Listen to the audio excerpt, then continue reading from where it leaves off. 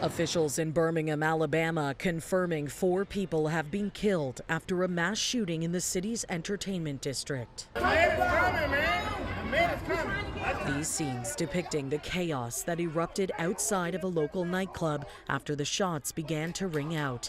A man's lifeless body lay on the sidewalk as terrified revelers crouch behind vehicles and attempt to flee the scene.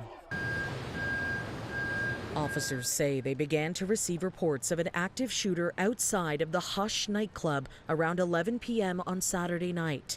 The chief of police confirming multiple people pulled up to the scene in their vehicles and began open firing before driving away in what appears to have been a targeted, organized hit on one of the victims.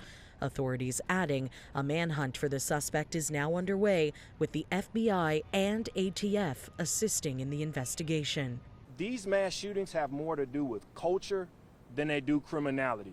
Mayor Randall Wolfen said it best this week. We're seeing far too many arguments being settled by bullets. Birmingham has been plagued by gun violence this year. In July, an eerily similar scene played out at one of the city's nightclubs when a gunman drove by, fired shots into the building, and left 4 people dead.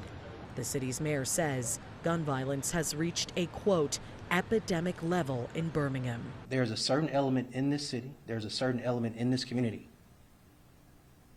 who are too comfortable riding around with semi-automatic weapons, automatic weapons, conversion switches, and everything else, whose only intent, hell-bent intent, is to harm people, shoot people, kill people. Authorities believe that in both shootings, the suspects used illegal gun conversion devices, often referred to as switches, to override the trigger mechanisms on the rifles, essentially making them function as machine guns. The U.S. Attorney's Office in Birmingham announced an initiative cracking down on those devices back in July. For City News, I'm Karling Donoghue.